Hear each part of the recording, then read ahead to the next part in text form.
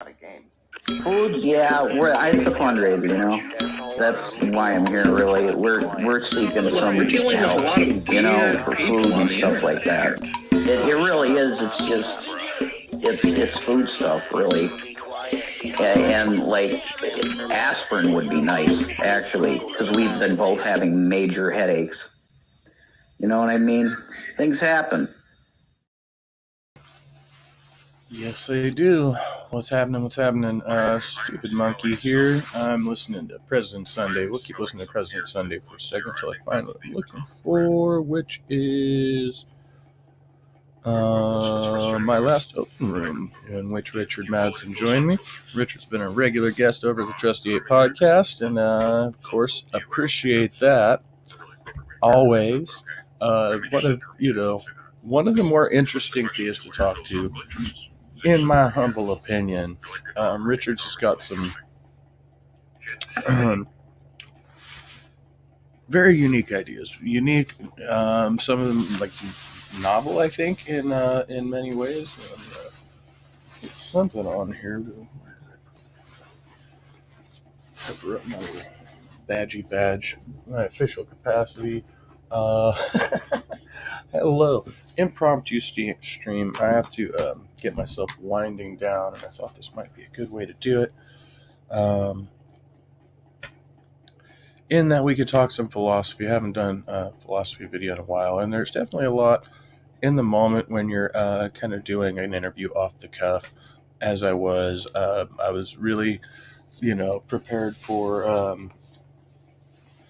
anyone to try and come in and proselytize to me, which is generally what happens a lot with open theist atheist dialogues or things like that, right? But Richard doesn't necessarily do that, so I had a good time with a lot more logic. So we're gonna go break it down. I've put timestamps throughout the video on various topics we're going to address. But again, this is not. It's a pretty novel and non-standard view of the Bible and religion in general. And my first timestamp I placed here.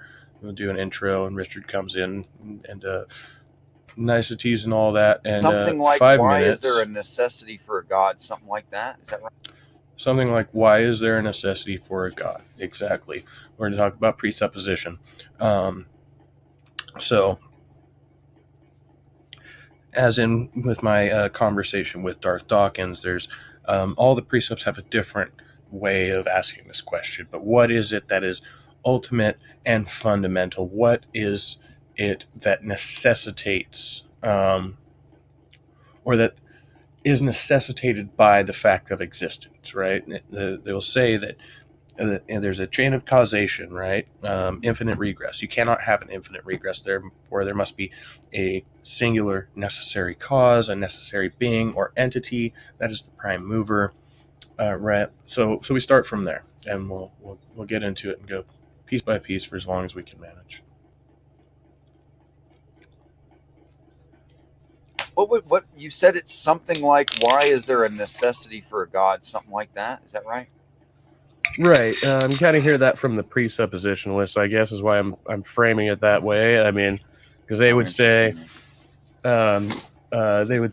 something like, well, if you reference the God, then the God must exist, or that's actually a separate argument that I keep hearing from Ultimated Judeo-Christian. I think I've heard it from Darth Dawkins as well. It's also it's fairly common. People have different ways of phrasing this, but they say once you've referenced the God, you have acknowledged its existence, and in fact, it is necessary for the God to exist in order for you to reference it.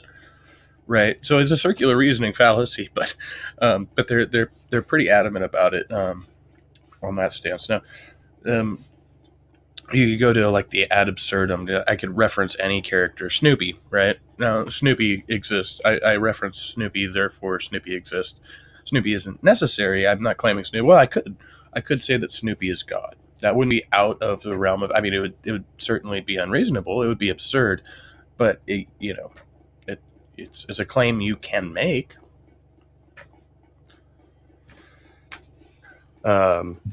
Is admits of the necessity, right? Like don't know if I'm quite phrasing that correctly, but that's something of the presuppositional argument. Yeah, I did a terrible job at framing it. I need to work on that, like having certain arguments, especially in an open room with theists who are going to be more familiar with these arguments. I should have like a list of precept arguments laid out so that I can accurately describe them. Just like I should, when I'm doing philosophy videos, have a list of logical fallacies laid out in front of me as well. Just until I get them down and committed to memory. I mean, I know them, but when you're kind of in the moment, it's harder. It takes a lot of practice to point those things out during the course of a conversation, the course of a discourse. Well, you labeled it a presupposition, and maybe some people, and I think by the way you used it, I'm not saying you don't understand what a precept is. And let's just make sure we do understand what a precept is. So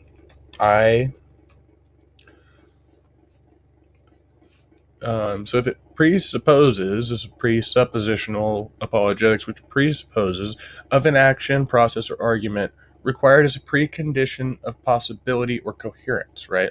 So when you talk about a presuppositional argument, you have to presuppose, and Darth Dawkins will say this verbatim, you must presuppose the deity, the creator entity, in this case, God, Yahweh, the God of the Bible. You must presuppose that deity in order to remain coherent. Now, Darth would say, an actual presuppositional apologist would say, in order to remain coherent, logically speaking, right? But that's only in the context of the conversation referencing God. That's not in any other context, right? They're going to deny that, but I maintain that it only has to be logically coherent in a conversation about the creator deity. So that doesn't mean that it applies to everything universally. But just generally for anyone who may not have heard that term before, to presuppose a thing is to say that it's necessary in reality, but we can't show it does exist or is true. Well, it doesn't mean you can't show that it does exist or isn't true, right? That's not necessarily. I could presuppose that the internet exists. I'm using the internet. I can verify through others that they can see broadcasts that I make on the internet. So I can logically presuppose that the internet exists and draw a valid inference from that presupposition, right? It's only in the case of referencing God or some other figure outside of what we can observe, test, and repeat, right? Non-scientific things. Once we presuppose those things, you have to bring in evidence. Otherwise, you're merely making vacuous claims. It's just it logically follows that thing has to be. So I might say something like, I have a Yeti coffee thermos in my hand. I bought it at a store, but that store does not produce coffee thermoses. Now I think I go on a bit of a tangent here, but again, Richard is now presupposing the thermos, right?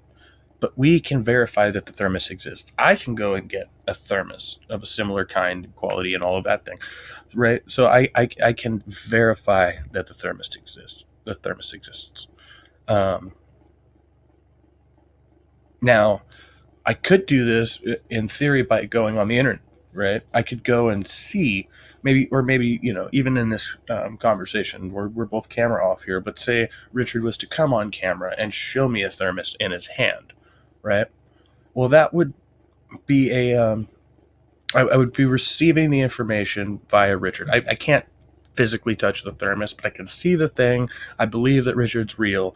You know what I mean? So there's a connection there where I could verify Richard's a real person. Richard has a real thermos. It's in his hand now. I can see it. Right. Which we don't have with the God. Right. You don't have contemporaneous evidence of the events, and so you have to trust the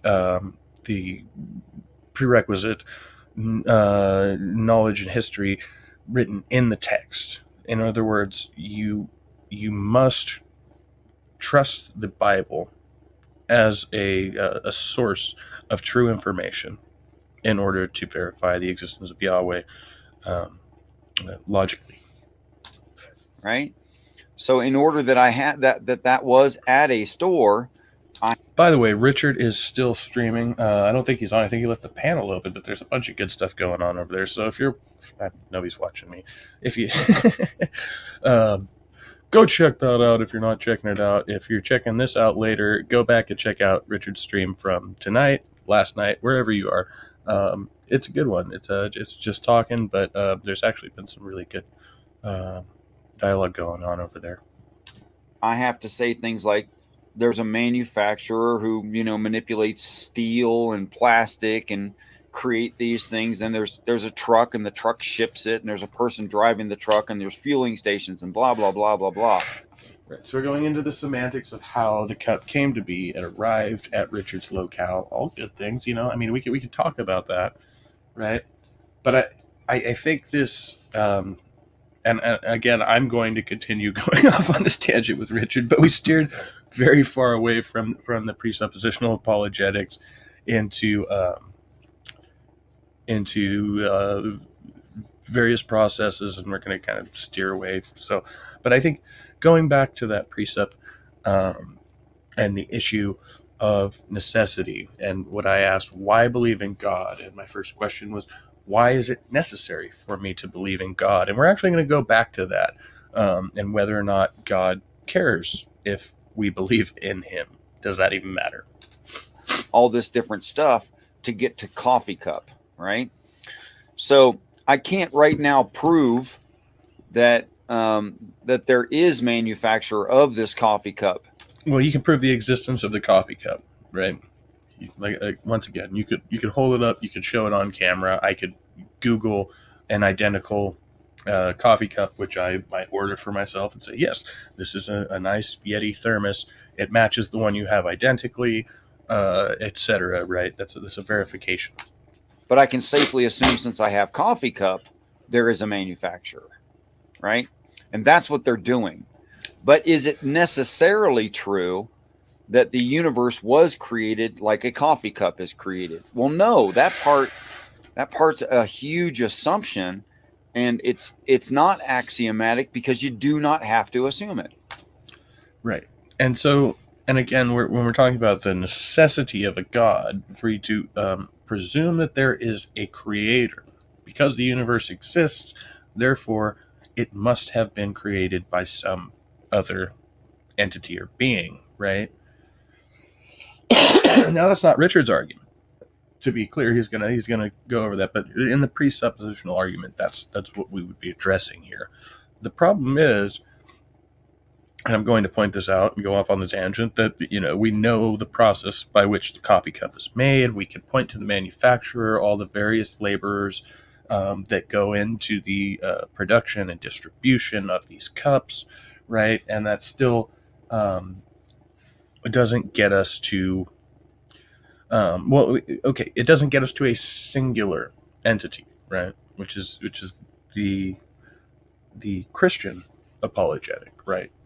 All things must go back to a single, all finite multitudes of things must trace back to a single and infinite thing. That is Yahweh. Right. And then so we can explain all of those minutia by human intervention, right? Like for the coffee cup, yeah. Right, for the coffee cup. And we can't, so to say, like, I guess that's like the argument from complexity, right? That you would say that, well, something as complex as a human had to have been designed, like a watchmaker argument. So this is a separate argument I've gone into, this argument from complexity, that any as I state here, anything as complex as a human being or any living creature on Earth, right, must have a designer, because we don't say that simple things have designers.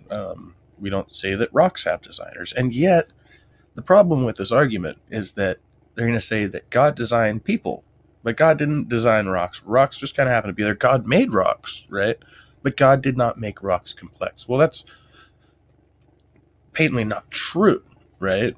It's clear that rocks have some degree of complexity there is dissimilar from our own, right? They don't have a biological complexity. They have some other geological complexity, right?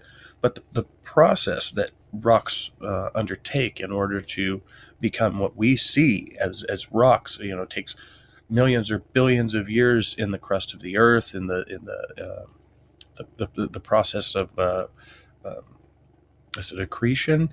I don't know. I don't want to get too deep into this, but there's a process by which the rocks that we can observe are formed, and it is extremely complex and lengthy, right? So that's a fallacy to say that you are more complex than a rock is merely a subjective statement argument, right? Yeah, that's what they say. Whereas like coffee cups really aren't that complex, but they do nonetheless have to be designed by some manufacturer.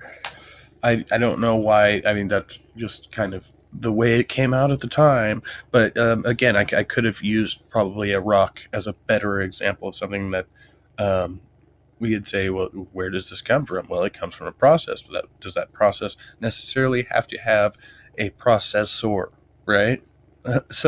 There's a process taking place, but do you have to have an entity in order for that process to take place? But only if you call the Earth itself an entity, then sure.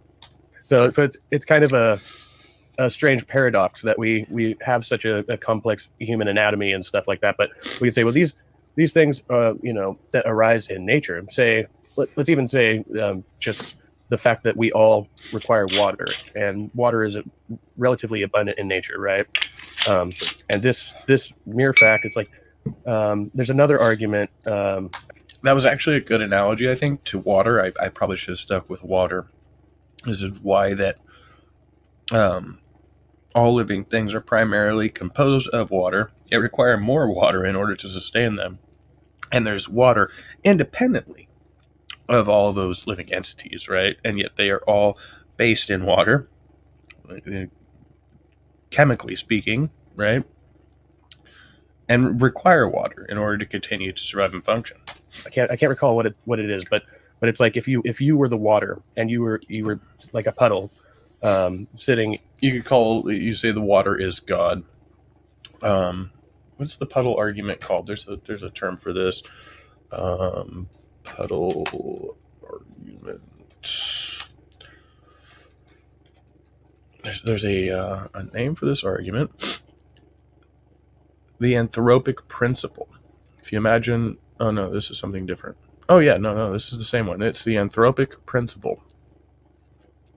The puddle analogy. If you imagine a puddle waking up one morning and thinking, this is an interesting world I find myself in, an interesting hole I find myself in. It fits me rather neatly, doesn't it? In fact, it fits me staggeringly well. It must have been made to have me in it.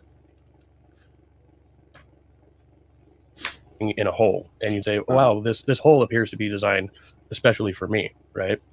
Right. It's the perfect size to fit this, this amount of liquid or whatever. Right. Is that kind of, I mean, so when I timestamped this, I went back to teleology, irreducible complexity, and this is I was researching this earlier and I didn't make any notes, so just gonna have to do it again, do it all over again. A teleological argument is relating to or involving the explanation of a phenomena in terms of the purpose they serve rather than of the cause by which they arise. So in this case, the anthropic principle, the idea of the puddle, just says that you fit perfectly in the hole, and that doesn't tell you how the hole got there, right? But to make a presupposition that the hole must necessarily be there for the purpose of your containment as a pool of water, yeah, right? Still on the same page? I think so. It seems like a post hoc rationalization, right? Post Both hoc of those would be. Yeah, that's what the puddle example is pointing out. Yeah. Yeah. So okay, so that is a there's things rationalization. Complexity, but we can see in wrong button. That there's a rationalization of present circumstances,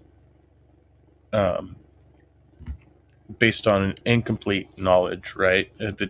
So your incomplete knowledge of how the present circumstance came to be, right, causes you to rationalize it post hoc, after the fact, so you don't actually know what happened, Right? This is an event in the past that you are speculating about. There's things of greater and lesser complexity, but we can see in, okay, let's do a super simple example. There's dust in outer space, but every particle of dust has mass, which means it's pulling toward every other particle everywhere. That's accretion. So it makes perfect sense that eventually any nebula is going to become a solid mass or several solid masses, right? And that's not the power. Nebula. I don't know. A nebula. Nebula. There's what is nebulous means that it will be immaterial. A cloud of gas and dust in outer space, visible in the night sky either as an indistinct bright patch or as a dark silhouette against other luminous matter. A clouded, or in medicine, a clouded spot on the cornea causing defective vision. Okay, so it is true that a nebula could accrete and form a solid mass, right? But I don't think that's necessarily true. I don't think that's the way we look at nebulas.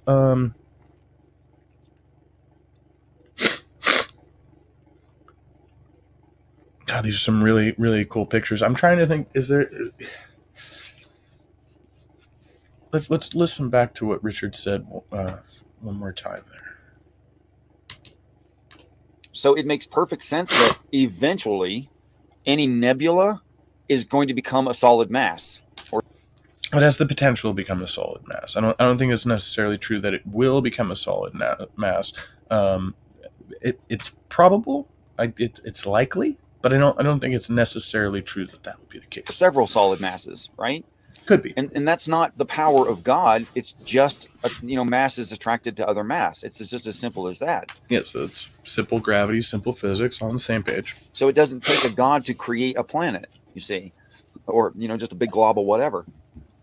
And you could look at that and say, well, wow, look at all these different materials and the like in Shannon information complexity of this glob of stuff that was a nebula. Well, that doesn't make it created. And in the same way, we can see that, hydraulics and Brownian gas laws and all these sorts of things and the 22 cosmological constants will cause things. Information complexity. Okay, so I've gone back and I've called this segment causation primacy. We already talked about causation.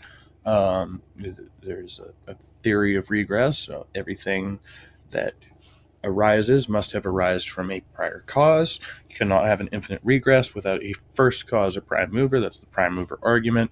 And what we mean by primacy is fairly close to that. Primacy, the fact of being primary, preeminent, or more important, right? So it's priority, precedent, preeminent, preference. I don't know, that's synonymous, I guess. So this is, again, a prime mover argument, which is, yeah. Of this glob of stuff that was a nebula. Well, that doesn't make it created. And in the same way, we can see that, complexity of this glob of stuff that was a nebula. The nebula itself is not complex. It appears complex and is made up of many various parts, but when we're calling ourselves complex, it is because all these various parts have come together, right? This independently of each other, these parts are not very complex and they're not very interesting. I mean, they could be, right? But the eye wouldn't function without relation to the brain, right? It'd be kind of an interesting, disembodied eye, but without a brain, there's no use to it. There's no point to it. Well, that doesn't make it created. And in the same way, we can see that, hydraulics and Brownian gas laws and all these sorts of things and the 22 cosmological constants. Okay, hydraulics, Brownian gas laws are quite out of my wheelhouse, I've got to say. But what are the 22 cosmological constants? Of course, my flashlight just shut itself off. 22 cosmological constants. This is from the National Institute of Health. Okay. Sean Carroll. I respect Sean Carroll. So I've probably heard this before. A review of the physics and cosmology of the cosmological constant, focusing on recent developments. I present a pedagogical overview. I think it's pedagogical overview of cosmology in the presence of the cosmological constant, observational constraints on its magnitude, and the physics of a small and potentially non-zero vacuum energy. So are we going to talk about what the 22... I just want to know what the cosmological constants are. Einstein's original equation. I don't understand any of this math. Is that... Okay. There's way more than 22 of these. So these are just equations. Okay, let's go back. This one's not necessarily going to help me. Can we just...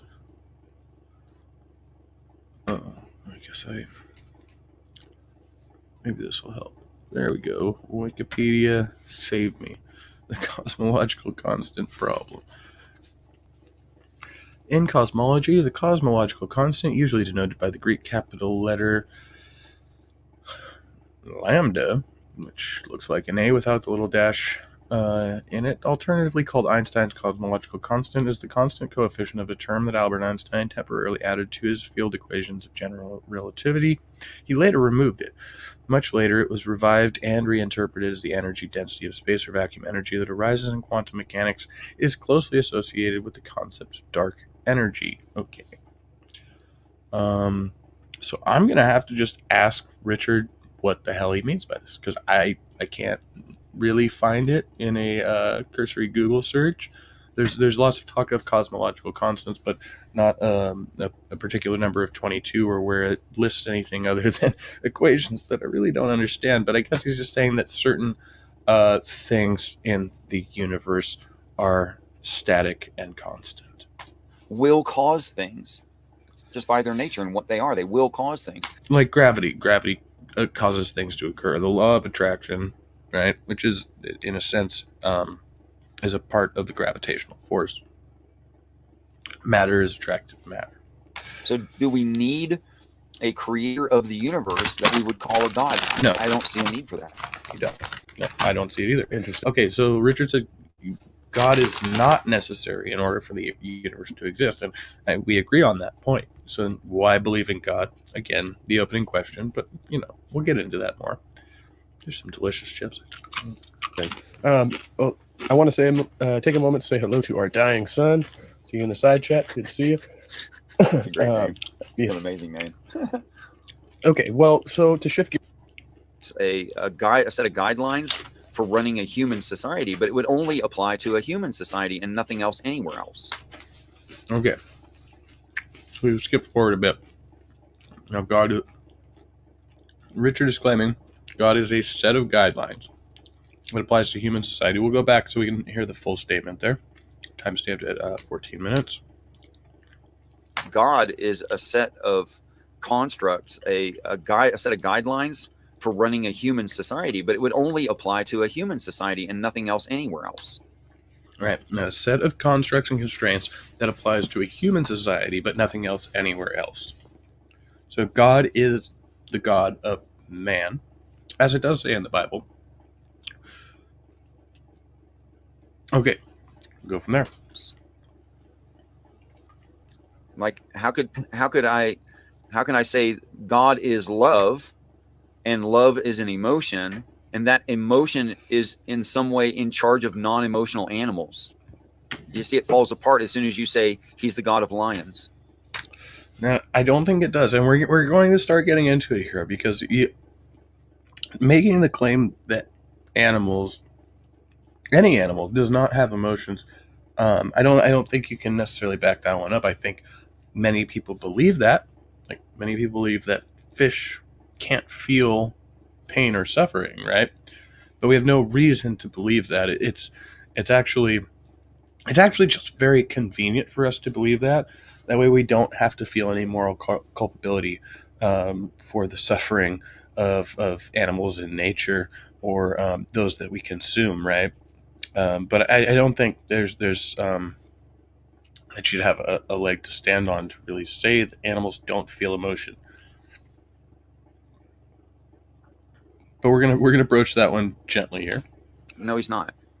Okay, but wait, it does say that in the Bible specifically, though. I don't know how that meshes with like the Quran and stuff like that, but it does say Very that well. God created all living things, both man No. and other animals. No, it doesn't. It says repurposed. Okay, then I don't know the language well enough. I have to take Richard's word on this. I don't know Hebrew. I don't know Greek. I can't translate things. So when Richard's making his translations, I have to take it at face value, right?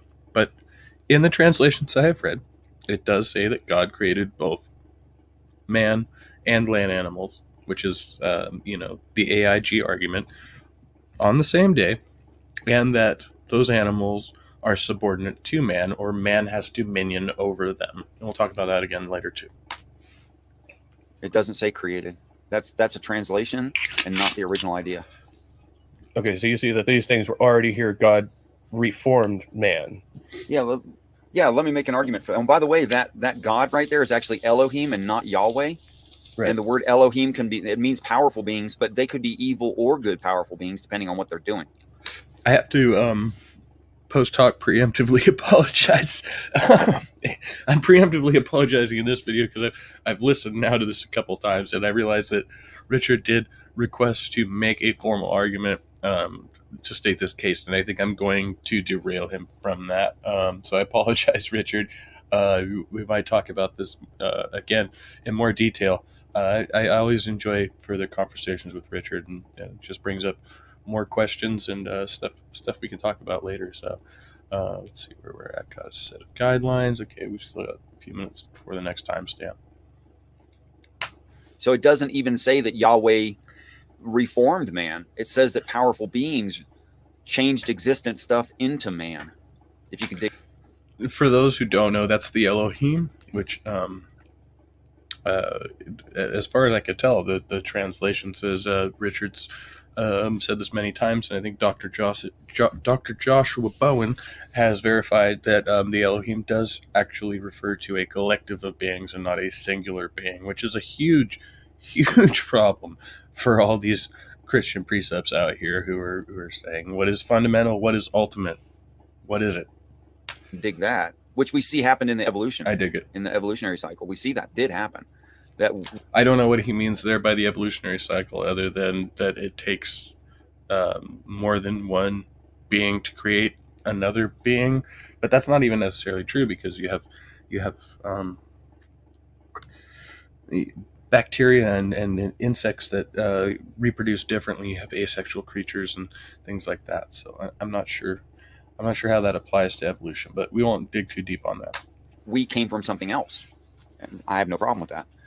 What was the other thing you said? My brain did something and then I lost it. Okay, not my fault. Not my fault, but I am probably going to redirect. Richard was going to make a particular argument for. Did we lose it? We lost it. Okay, it's fine. We could go back and do it again. I mean, we could review it as many times as it takes. Skipped tracks on the record. Well, okay, as far as reforming or repurposing man, but he also includes that's what he says. He says that God, the Bible does not say that God created us. It says that he reformed or repurposed us. That's a very different claim. Land animals, I think, is the word they use, or something like that. Well, yeah, that's fine. But what it reads is that these things existed in the heavens, or heaven spaceships, that they existed there and then were put here. And then later on, although that story is very brief, it goes into detail about them escaping their oppressors and finding freedom. But in order to do that, they had to steal from their oppressors. So they take everything, plants and animals, and they take it with them. When the Christians talk about the Exodus at a small scale, thinking it's like maybe. Wait, so, okay, I didn't really see that Richard skipped on me. I was talking about Genesis, and now he's jumping to Exodus. And I don't see how we got from Genesis to Exodus. We still haven't adequately described Genesis, and I don't understand exactly where we're at here. But I'm just, doing my thing. I'm going to try to keep the conversation flowing. But okay, that's a disconnect. We just went from where I'm talking about the creation story, the Genesis story, to the Exodus story, which is, yeah, sure, it's the next story, but it's fundamentally uh, uh, separate. It is from, because this whole series of events takes place, right? Okay, so that's a little bit frustrating, but that's okay. Maybe 3 million Jews in the ancient Near East. You know, that's really not taking the story to its full completion. And it doesn't say, they never talk about, like, how did these people going out into the Sinai desert where they were probably going to die anyway, how did they carry like trees and plants and, you know, and pots and keep watering the stuff? Well, yeah, no, they wouldn't be able to carry fully grown trees and things with them. They could bring seeds and plant as they go, but that would take seasons. I don't think the Exodus story necessarily took that long. Plus, it's probably hard to grow things in the desert. But again, how is this? I feel like we veered way too far off from creation. I was really trying to focus on creation, but I don't want to hammer it too hard. So it's really not what the story is about. But it's talking about the first humans ever in the universe escaping a planet and striking. No. The Exodus is not the same people from the Genesis, right? But I know Richard doesn't believe this, but I just want to figure out how you draw a straight line from 1 to 2, right? A to B. How do we get there? Out on their own, and how hard that was, and of course it would be hard. But they take everything. They stole it, and then those stolen objects, you know, samplings of those stolen objects are put here to change the. Well, I mean, to be fair, they were slaves, so they couldn't necessarily possess anything. So everything they had would have been stolen, including themselves, because they themselves were property, according to what was what we called property back then, in the story, right? That's just my hot take. Change the earth, and I can make I think a necessary argument. It logically follows that this planet, the rock itself, is much, much older than the life on it, and in fact older than the oceans and the atmosphere. And here's where the Bible necessarily says that. Okay, and we know that to be true. So Richard's take of the Bible seems to comport with reality here, which is good. That's a good thing. I like that Richard can interpret the Bible to comport with reality and not conflict with it, right? Because that's what's problematic. Yeah. Like if I said, hey, Kev, my lack of car has a flat tire and it's out of gas. That doesn't make any sense because I don't have a car to start with. So you can't. You don't have a. Okay. Right. Yeah.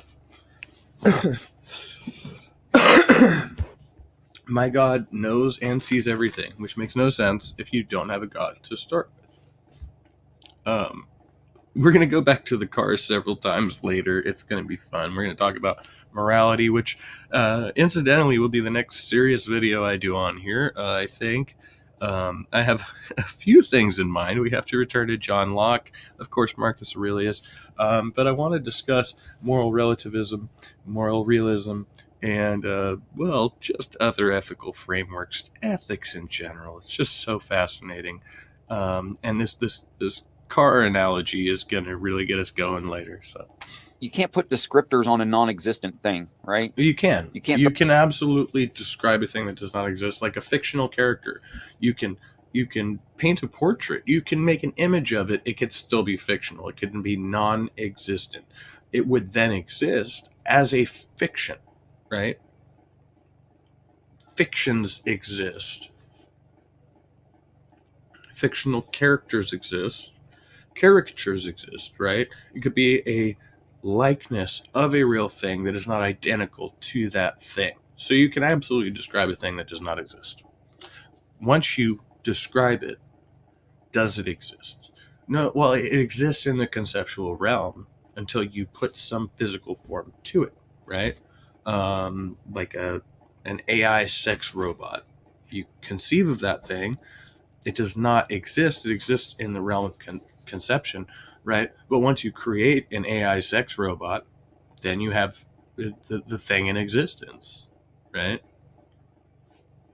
That's what I gathered. And start describing the conditions of a non-existent thing. That doesn't even make sense. Well, once you begin to describe the conditions, the primacy, the precedent for the existence of the thing, right? Airplane for existence. For existence. Airplanes for existence. God, is this a blooper reel? Airplanes, for instance, right, had to be. You could describe the parameters of an airplane, understand the physics, what it would take to make that thing fly, and it only took so many attempts before they actually put the physical plane together, and then you have an airplane. But prior to that, the concept of flight existed. There were theories on how flight might be achieved, and many people attempted it by various means in order to perfect that thing. So no, I don't. I think you can describe the parameters of a non-existent thing. But the difference is whether or not it can be actualized or really made to exist, right? But what the text says is that the earth was formless and void. Those are descriptors of an existent thing necessarily. That's true. That is what the Bible says. It says that there was an earth and it was void and formless. That is what it says. So I can't really argue with that part. No matter what translation you read, you're going to read that. So I looked up formless and void, and what that means is formless there means without area distinctions. Like there weren't places that were wet or compared to other places, or hot. Yeah, see, I take issue with that. Formless really means that it exists in the concept, like in the conceptual realm. You could say that it's there, but if it has no form, then you can't describe it. So as to what you were saying before, the descriptor wouldn't make sense until you give it those traits, until you suppose those characteristics upon it. There is no characteristic in a formless concept, whatever it is. It would be a formless earth, a formless person. It's unformed. It is not defined. So when you're saying, okay, well, that just means that it was just a dry rock, like there was no water on it, or maybe it was just water and there were no rocks, right? Or all the rocks were submerged. It doesn't really make a difference. The point is that to say that it is formless really is just to say that it does not have a shape, which doesn't make any sense. If there's an earth, it's got to have a shape. Right. And Earth is a planetoid. We know all planetoids are relatively similar, right? As far as their shape, regardless of anything else. So we have an issue there. And I think that could lend to the flat Earth argument. Oops. But, okay. And void. Void just means not having anything there, which is kind of very similar to formless. But I mean, if we say that it has a form, it has a shape, then we could say, well, it could just be a ball with nothing on it. Once again, you've just got a big rock, right? But that doesn't really tell us anything. But once again, agreed, it does say that the earth was just there. It doesn't actually say that God created the earth, as far as I can tell. It says that he separated things from other things and stuff like that. Hot compared to other places, or it was all just the same everywhere. Or compared to other places, or hot compared to other places, or it was all just the same everywhere. No, that's uniform. It's not formless and void. That would be uniform. I don't think it says anywhere that it was uniform, right? That's an entirely separate claim. You just say that there was no distinction between one place and another. Well, it's kind of similar. That's similar, but that's not to say that doesn't account for what we know, any number of anomalous things that might happen within a universe, right? So if the earth was just there, things could just happen to it, unless God prevented those things from just happening to it.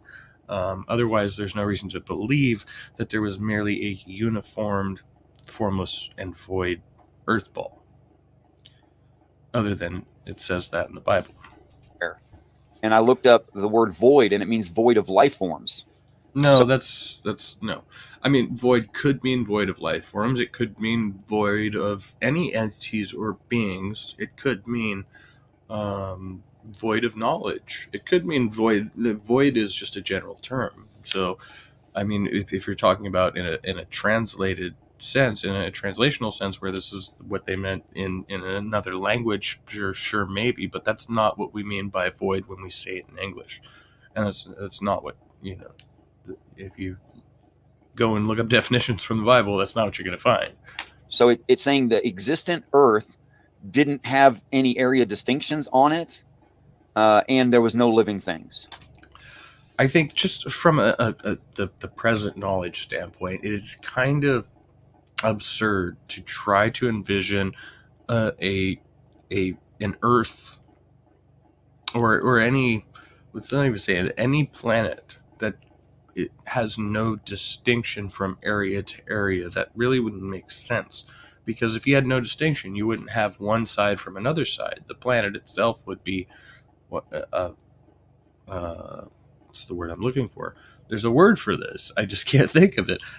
Right? Because if you have no area distinction, you have no left, right, up, or down. You have no north, south, east, or west, and therefore the Earth would be just a singularity. It wouldn't even be, you know what I mean? We have a sphere, a globe, a ball, whatever you want to call it, right? You have an object, right? And I have the top of the object, the bottom of the object, the sides of the object. This is all area distinction. You can't have the object without area distinction. That doesn't make, it's not logical. But those are descriptors of an existent place. There's no such thing as descriptors of a non-existent thing. Well, I would say there's you could describe a potentially, well, okay. I don't know if, okay, to be, I mean, I'm sure Richard probably didn't mean that. So I'm going to say I think Richard probably meant more of like a Pangea type thing. Like there was just a singular continent, which again was a big rock, right? Maybe there was some water underneath somewhere, or God puts the water there, however that happens, right? But I can't see that, you know, again, when we're describing an Earth, a planet, that has no area distinction. It means that one area is not distinct from the other, not to say that the areas do not exist necessarily. So we're going to go with that assumption and step it back a few seconds.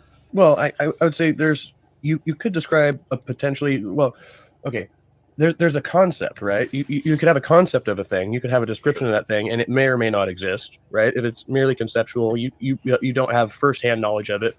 But you know, say I were to describe a person. Okay, and I've labeled this section existence versus non-existence, which I think is great, and I am laying out the idea of a concept of fiction, or a concept which is yet to be actualized. So, hey, pat myself on the back. I'm proud of me for going back to that, because, you know, my mind is clearly going everywhere right now. So, all the internal dialogues. Person.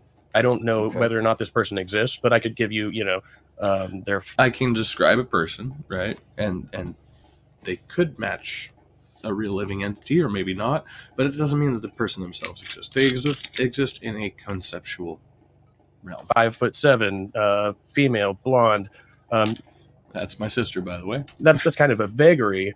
And if you're just saying, well, the Earth was just kind of a rock, but somebody, she's 5'7", but you know, I was kind of generalizing there. But yeah, he had to put all the water and the plants and the animals here and transport them from another place. That's a pretty specific idea. So why is it that there's this kind of historical, like primitivist view of the Bible then? Where it's primitivist view, I think, I don't know if I went way off the rails in using that term there. Oh, 49 minutes already? Wow. I knew this would be interesting. That's why I was like, I got to go back and do this. We'll do a few of these because I have to go to bed. I'm interviewing Look at the Trees tomorrow. But we'll do a few more minutes of this and we'll come back to it. It's great. It's great thought exercise. It's great exercise for the brain, and I love it. Yeah. Many thanks to Richard Madsen for always being a great conversation partner. He's just a terrific individual, and just bringing up interesting stuff for me to mull over in my wee little brain here. Where it's not things being transported here. That's not what most people get from from the Genesis story, right? Like, okay, so why, and I'm going to ask this repeatedly, why do we think that most Christians are not going to interpret the story the same way as Richard does? Yeah. It's problematic because if you go to what the Bible says and what many Christians will tell you, it will say that a lot of people are just going to interpret the stuff differently and just read it, right? I think Richard gives a more satisfactory explanation, but it takes some time. But it's really not, like, the fact that they all keep saying that doesn't actually justify the fact that they all disagree. It's just kind of a cop-out for any believer. like, why do you think that most people actually have a different view? that's a presentism fallacy. That's a fairly recent idea. Even in Christianity, that's a fairly recent idea. And certainly in traditional Judaism, that idea never existed. In fact, in early Christianity, that idea never existed. But I think what has happened is, I mean, it used to be okay for you to have, for you to be a devotee of some certain God, right? And that God did not have to own everything everywhere and to have done everything. That was not even thought of that way. And I think it's kids on the playground, those kids representing religions, where they go, no, my dad's bigger than your dad because he can lift up a whole truck. Dude, these things have gotten ridiculous, and it's not necessary in the story. In fact, it can't be maintained in the story. Okay. I'm sorry, I'm chewing. I want to stop there, though, because it's an interesting turn, and in hindsight, I'm kind of seeing this. When I asked why I believe in God, right, it's the open room premise, and then I asked why is God necessary, Richard keeps leading me back to this point that God is not necessary. The story doesn't say that. So the Christians who say that are misinterpreting the word, right? And that's good. Like, good. And it makes sense.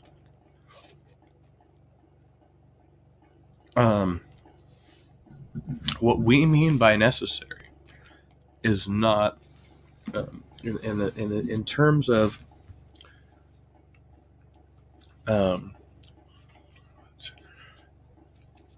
we're speaking philosophically, when we talk about necessity and we talk about causation, right? It's necessary for one to exist in order to add one to make two. Therefore, wait, how do we get there? So it was necessary for a second one to exist. Ow! My brain hurts. Did any of that make any sense to you? Me either. Interesting. Hello, Dr. Fearsome. Good to see you back there. Peace and respect, Doc. Where are we at? I remember, this is shifting gears a little bit. I remember being that kid on the playground. Okay, we'll skip through blasphemy. I don't think it's going to be... That's not really so the most you call yourself a thing. biblical literalist, right? You just, and traditionalist, yeah. Okay. Did I put V traditionalist? Okay, see, I had put a slash there and then I switched it to verses, I think, or maybe I did. So, okay. Richard considered himself a literalist and traditionalist. I think there's going to be some distinction there because, all right, a biblical literalist obviously would take every word of the Bible at face value, literally. Now, that doesn't necessarily mean, as traditionalism does. Traditionalism would say that if you take every word literally at face value, then you must adhere to every word. Like, so,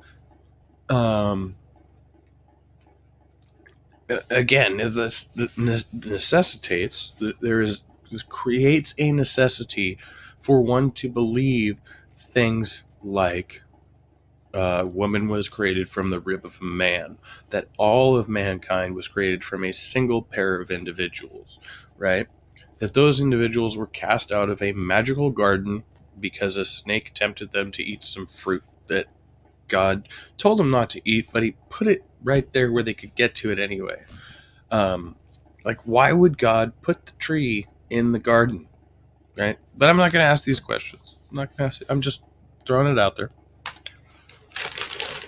Yeah, all these modern ideas And I know you do know this. I'm not actually asking if you know. I'm recalling to you. When Big Bang Theory came out, Christians like freaked. They're like, "Oh yes, finally, all right, we're gonna glom onto this and use it in every way possible, straw manning it constantly." I'm thinking Big Bang might even have been coined by a Christian. The Big Bang Theory, not the sitcom. Thank you. Jesus, of course I have to deal with this. Can I just get like a Wikipedia article? Why is it so fucking... Okay, there we go. I got like 4 different authors. Physical theory describing how the universe expanded from initial state of high density. Blah, blah, blah, blah, blah, blah. Can you give me a name? Who, what, where, why, when, man? That's you should answer with the basics before you get into all this shit. Crucially, it's just explaining it.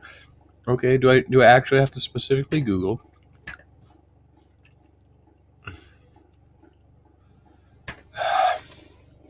Who thought of Big Bang Theory? I can't think of words.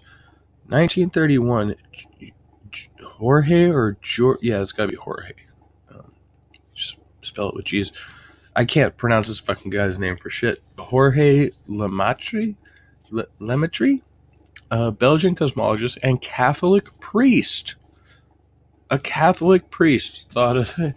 It was the one accredited for first thinking of the Big Bang Theory. And misrepresenting it in some pseudoscience kind of way to show that our God exists.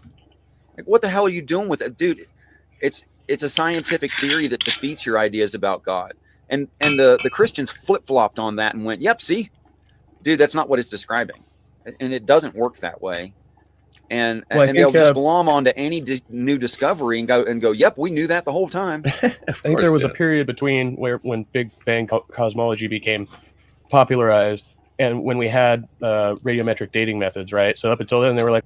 Yeah, so that was, let's see, what I just saw it. No, I can't. 18-something, Big Bang, resume my journey. I love how Google just throws that. Let's go back and make sure we got our dates right. So I know that there's obviously truth to this. I just want to find out how much truth.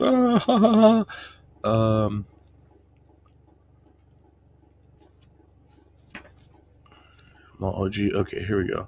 Okay, this differs. This says that English astronomer Fred Hoyle is credited with coining the term Big Bang in 1949. Okay. History of the Big Bang Theory began with the Big Bang's development from observations and theoretical considerations. Much of the theoretical work in cosmology now involves extensions and refinements of basic Big Bang model. Theory itself was originally formalized by Belgian Catholic priest, theoretical physicist, mathematician, astronomer, and professor of physics Jorge Lemaitre. I'm sorry. He's got 5 names that I can't pronounce. Are you serious? And it's based on Hubble's law of expansion. Okay. So, okay. We got, I got way, where's the, oh wait, no, now that I'm on etymology, it's not going to tell me the date. Died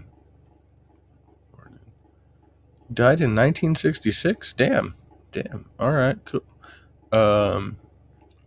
Published the first estimation of the Hubble constant in 1927, 2 years before Hubble proposed the Big Bang Theory. When? What? Why won't it tell me what year? Oh my goodness, I'm just looking for the year. I feel like it just told me, but it was in the late 1800s. We'll just go with the late 1800s. The dude lived in the 1800s. He died in 1966, so that's interesting. Like, he probably had a really fucking interesting life. He lived through, like, 2 world wars and shit. Wow. In Belgium, no less. Okay. What am I... radiometrics. Yeah, radiometric dating. I love the meme. Was it carbon dating? Where there's a diamond and a piece of coal or something and sitting at the table. Just, yeah, you don't look quite how I pictured you. And then they're like, oh, yeah, 1907. Okay, so, yeah, there's a few years. A few years. Okay. Actually, radiometric dating has been around a lot longer than I thought. Radiometric dating, radioactive dating, or radioisotope dating is a technique which is used. Are they all the same thing, or are they related? I guess they are literally the same thing. Okay, I didn't realize that. I thought radioactive dating would be different, but maybe that's different from radioactive decay. A technique which is used to date materials such as rocks or carbon, in which trace radioactive impurities were selectively incorporated when they were formed. The method compares the abundance of a naturally occurring radioactive isotope within the material to the abundance of its decay. Okay, so it's related to the rate of decay.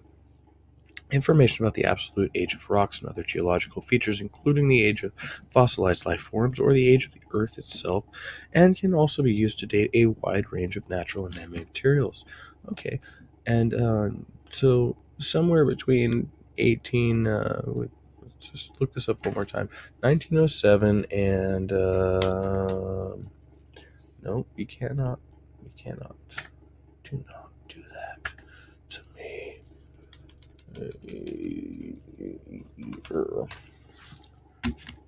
Okay, that's, now you're talking about,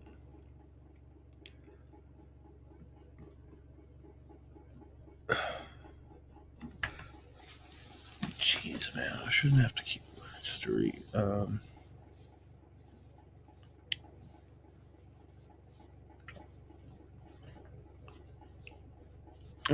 No, okay, so it's contemporaneous, I guess. No, well, they're tracing actually. They're saying that there is some traces of Big Bang theory even back to medieval philosophy and Aristotle. They call it temporal finitism, the doctrine that time is finite in the past, expressing words such as physics.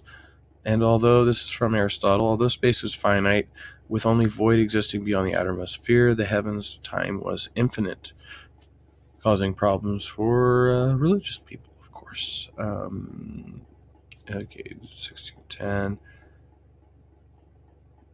Are you not going to literally tell me when they came up with it, though? Okay, in 1927. Oh, so this is actually after radiometric dating. I got these backwards. Big Bang wasn't introduced, apparently, officially until about 20 years later. So they already had radiometric dating. So apologies, I'm dead wrong about that one. Interesting field of study, interesting stuff to research. I'm over an hour now. It's 12:37. Okay, that's cool. That's cool. I'm gonna go for a few more minutes because I'm trying to tire myself out, and my brain keeps all these hamsters running around my brain. We're like, well, it could have been 6,000 years. You know what I mean? Could've and they're been, like, no, yeah. definitely Yep. couldn't have been 6,000 years, No. right? Because Right. now we have more sophisticated methods of dating and stuff like that. So, Yeah, and they'll flip flop every new bit of science. They're going to flip over, and they're going to try to make that support their view. And B.S. Lewis, no offense taken. You're absolutely right. Only problem is that I can't show the future because it hasn't happened. So I'm kind of stuck at saying you have to wait. And I think it's fine for you to say, I need physical evidence to believe a thing. Nothing wrong with that. I just think it's part of the story that you'll actually get it.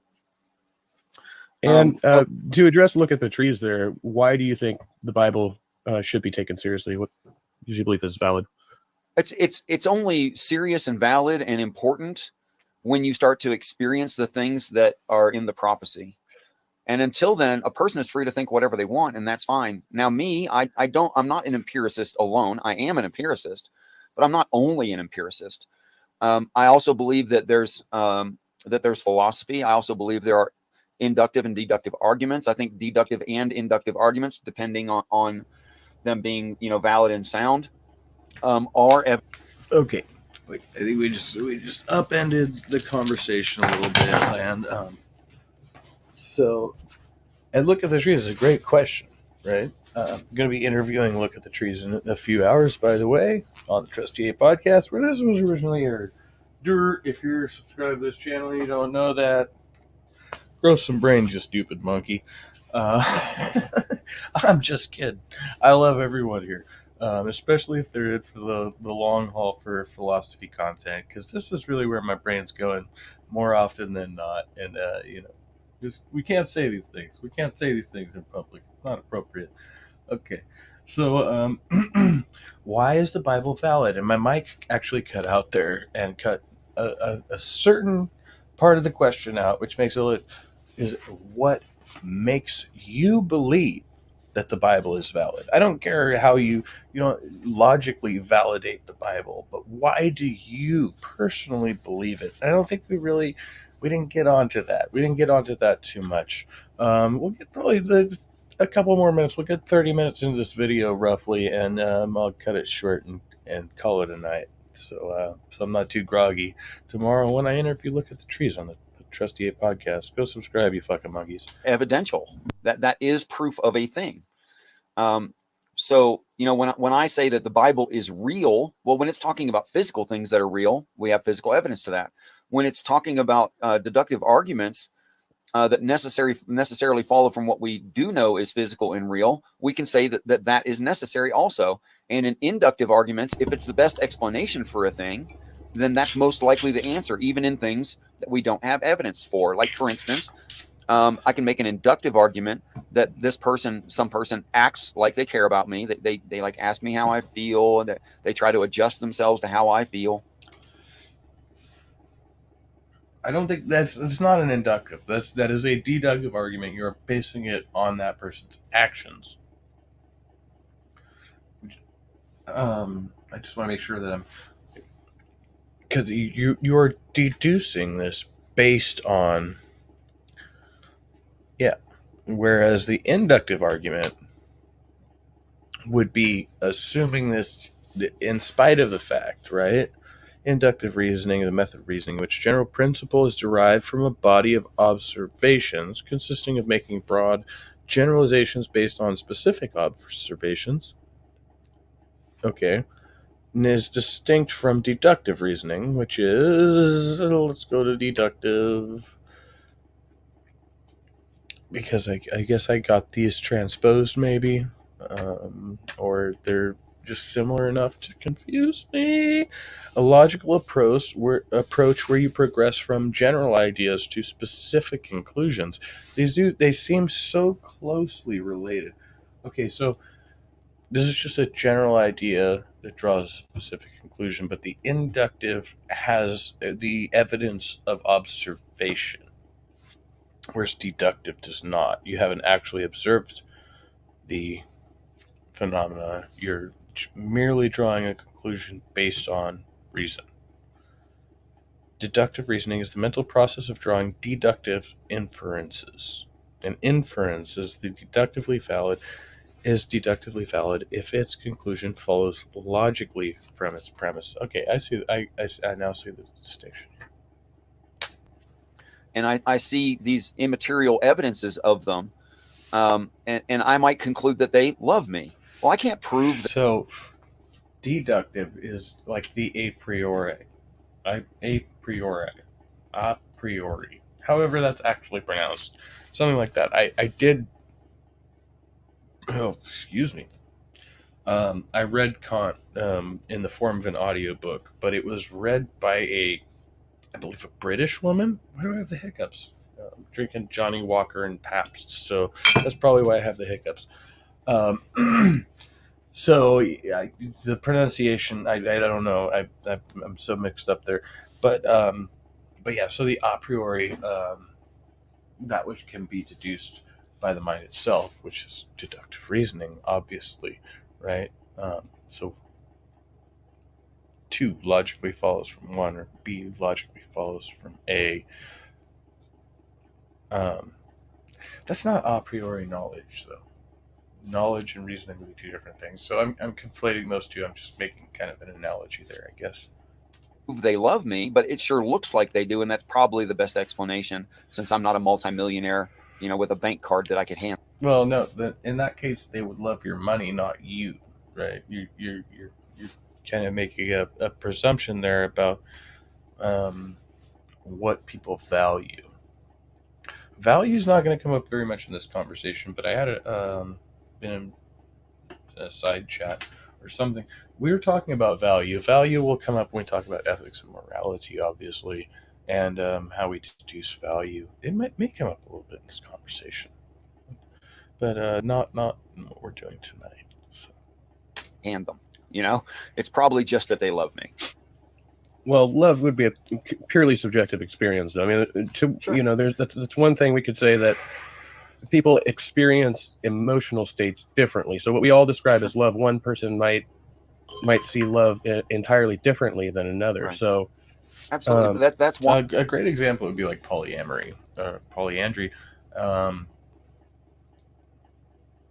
You can,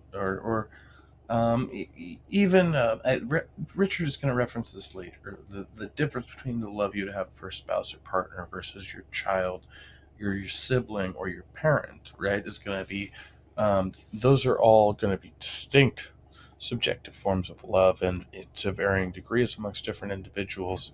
So that's again a kind of vague, kind of generalized term. We make statements that say, like, God loves all people. Well, that clearly is not the case. If God allows people to suffer, you could make some inference that this is an act of love, but that's really it's not it's not evidenced. It's not evidenced in the reality of what we observe.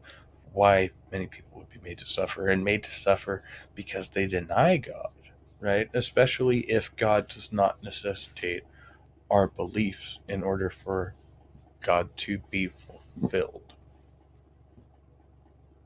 Okay. Why it's an inductive argument, but would you say that because it can only be formed as an inductive argument, that there is no love? Everything I'm saying, by the way, is purely deductive, right? Or is it inductive? Well, no, it is inductive. I can observe suffering. I don't have to observe the greatest amount of suffering in order to assess that there is a great amount of suffering, right? I can merely say that I've seen quite a bit of suffering, and I am aware of even further suffering, and therefore suffering exists. Therefore, God allows those that he supposedly loves to suffer. In fact, yes, no, even if you say that God did not create suffering, God could prevent suffering, but does not. Okay? And that is an inductive argument, followed by a deductive argument. I have the inductive and the deductive both there, right? Yeah, I think so. No, I mean, I would say there is love. Okay. But the fact that people have different conceptions of love means you have to kind of get to a more objective basis for what the standard of that is. So you could be like, well, if I'm in love with a person, if I'm involved with a person, like at the deeper sense of like a romantic sense of love, then I would have expectations of that person. And it would be unreasonable of me to hold those expectations without voicing them, without vocalizing the expectations of that person and getting a reciprocation, a response for that, right? Right. So this is going to be an issue of consent. And I'm going to bring consent up a little bit, not too much. Consent, something else we can get into. Is there a compact between man and God? Is God, are humans required to follow a certain set of moral principles which they did not consent to or prescribed by God? Richard's going to actually deny this. Richard is going to claim later in this video that the proscriptions in the Bible, in the form of the commandments, are actually inhibited acts which one cannot commit, which I think is highly problematic for a number of reasons, but we'll get into that when we get there. Oh yes, if you don't mind me going back, since you brought up look at the trees comment, and I never actually got to the point of what I was trying to say. Sorry, is that okay? Yeah. No. I love it. I absolutely love it. I apologize for that, Richard, since I didn't mean to cut you off at certain segments. My brain's going a bajillion different directions. All right, near the 30-minute mark. Let's listen to this statement. We'll assess it, and then we'll call it quits. Because I could see I could probably just go through the rest of this video and end up being up forever. So I need to find a way to fall asleep. All right. I love your brain. It likes to move on. Mine does too, but I don't want to be disrespectful. Thank you. But no, I apologize. My brain is a chaotic. What's that? Chaotic. It's not. It's a chaotic. What's the word? Damn it! I'm just totally drawing blanks right now. It's not the $15 scotch. Definitely not. I know what chaotic neutral is. No, my brain is just chaotic. Okay, chaotic evil. That's what I was looking for. Is a chaotic good or evil? A chaotic evil character tends to have no respect for rules, other people's lives, or anything but their own desires, which are typically selfish and cruel.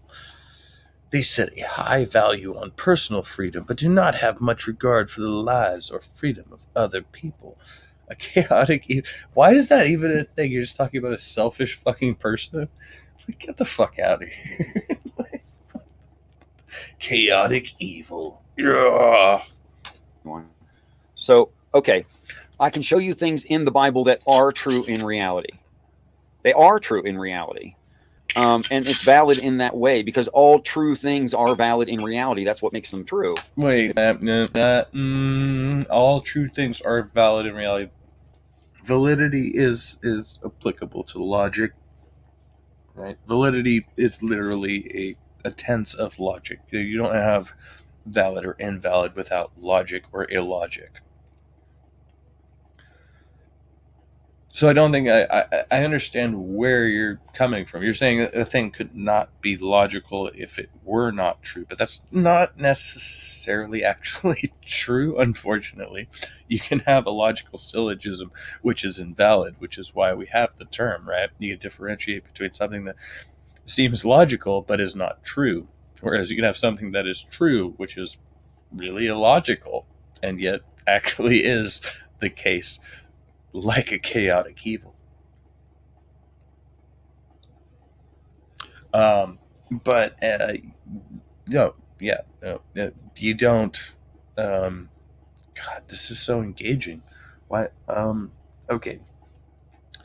I stepped down to like half dose on my medication, and I started getting like really confrontational, and I started feeling the effects of nicotine withdrawal, and so now I'm smoking a lot again. But I'm still feeling really giddy. I against medical advice, I'm probably going to go back to the higher dose of my medication tomorrow and just kind of ride the storm out. I was pissing blood a couple days ago, but it was just one instance, and it doesn't seem serious, and so I think the medication was more helpful in my mental focus, and right now I'm kind of falling apart just a little bit over here. But it's okay. It's not too bad. I still feel a lot better than I did a couple weeks ago. And I think this drug I'm on is a wonder drug, and I should mail the pharmaceutical industry a thank you card. But okay, nearly 1 a.m. We'll go on till 1 a.m. We're going to give this a few more minutes of air. Okay, so go back to the previous statement because I've talked myself into oblivion. What I was trying to say. Sorry. Is it okay? Yeah. No. I love your brain. It likes to move on. Mine does too, but I don't want to be disrespectful to anyone. Me either. So, okay.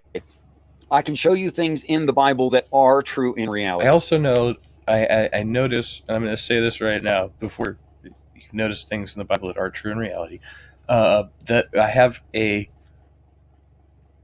pretty consistent time lag with Richard. And it's a matter of, you could tell it's about 3 or 4 seconds generally. And there are times when I will jump in exactly on a dime when Richard stops, and it seems like it's meshing up. But in reality, if I wait 1 to 2 seconds after Richard stops, there's like a 3 to 4 second delay, 3 to 5 second delay on your end right? When we're listening back right now, there are also times when I'm like, muted or I'm taking a hit off my weed pipe or something, where it takes me a second. But most of the time, when I'm seem to take a second to respond, or I seem to be over talking Richard, and it's not to be rude, it's because we have that delay, and I'm trying to account for that, and that is my internet connection, and I apologize for that. And that's true with probably a lot of my guests. It's somewhat worse in some scenarios, right? But I just got to acknowledge that when we're talking about this right now. I don't know if Richard and Look at the Trees have a history. Um, I'm not privy to all the internet drama, and I've said this on my podcast. I've said this before.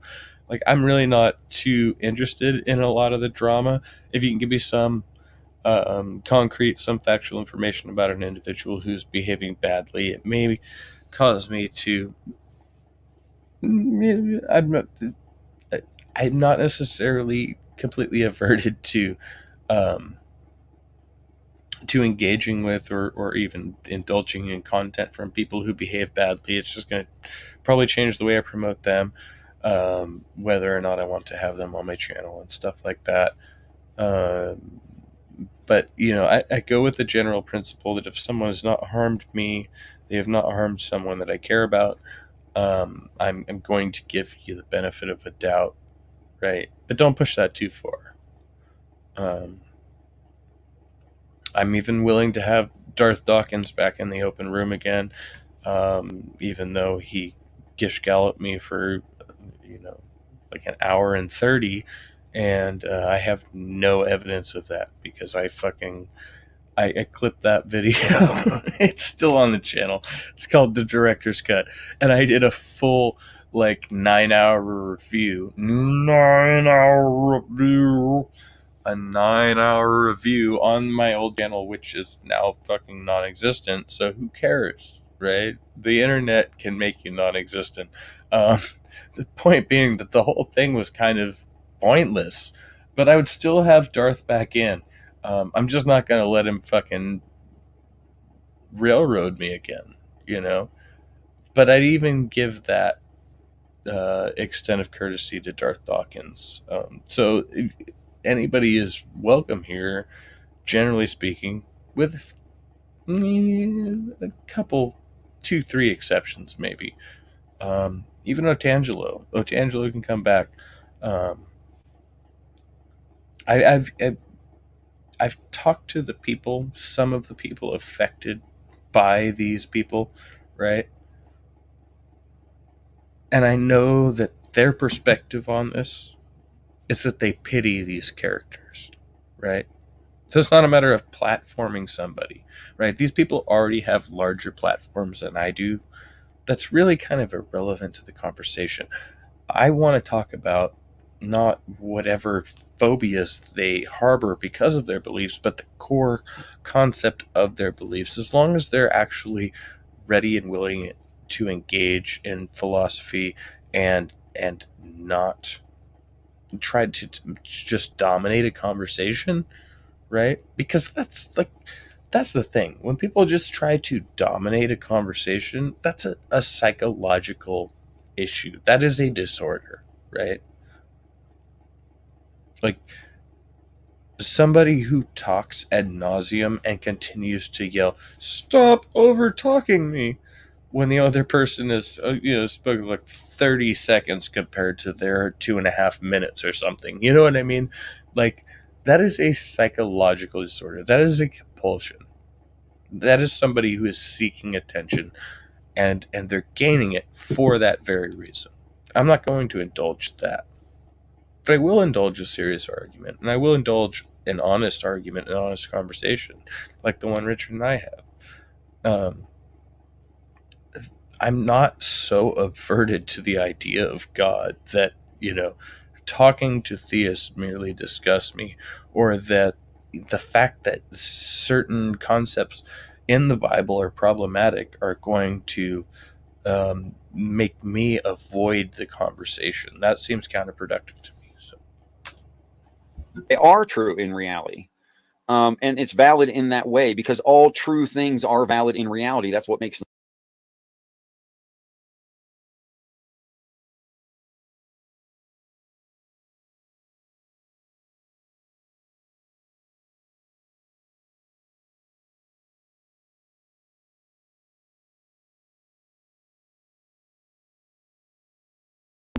I'm muted. I was muted that whole time. My bad. Okay.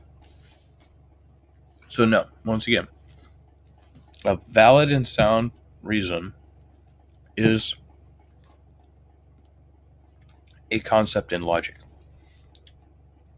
Logic is not necessary in reality. Logic exists within reality, right? So the fact that a thing is logically valid does not necessarily entail that it exists in reality. All right, got that out of the way. Some true is that the reality exists. So I can say something wait. No. It's not what makes it true that the reality exists. The fact that the reality exists is necessary. It is a prerequisite of the logically valid and sound thing, right? Reality must exist in order for you and I to have a conversation and parse out what is logically valid and sound. And this is kind of a long story. I apologize, Kevin. I can say that. No, don't apologize for that. Actually, this was a blessing in disguise. Because then, as now, I'm going to mute for like half a minute or something. In an overview of the story of Exodus, it's true that when you don't know something, say biology or whatever, right? But you grew up in this society, you're an adult, you heard things about biology, and you have some wrong ideas, just like I do right now, I'm sure. Have wrong ideas about biology because I'm not, trained in a college for that kind of thing. So when I don't know it, I am limited because I literally don't know it. And I am separated from those who do know it. So within my realm of the cosmos, my ideas of reality, I am limited and separated concerning biology. But okay, so let's just consider the fact that, and you probably don't know this, Richard. I'm just gonna oust myself here. I'm the guy who's on more than one occasion said biology instead of biology. I pronounce it that way. I don't know why. I can't explain it to you. I actually think biology is a great fucking word, and we should use it more often. But anyway, there's a lot of things I don't understand about biology. But the thing is, or biology rather, there's a lot of things that I don't understand about biology. But what I can't tell you is that there are a lot of smart people. It's like mathematics. With mathematics, I mean, I'm a lot more well versed in biology because I understand the language pretty well, right? I can read that narrative. With math, I can't read the narrative. I have to trust people who understand complex mathematical equations, because once you get past 6 times 8 is 48 or something, like I remember that because it rhymes. 6 times 8 48, right? Somebody's going to open the gate. I don't know where that came. I know where that came from, but I'm not going to tell you who. Is it a Canadian? No. You know what? I'm going to do it. Ready?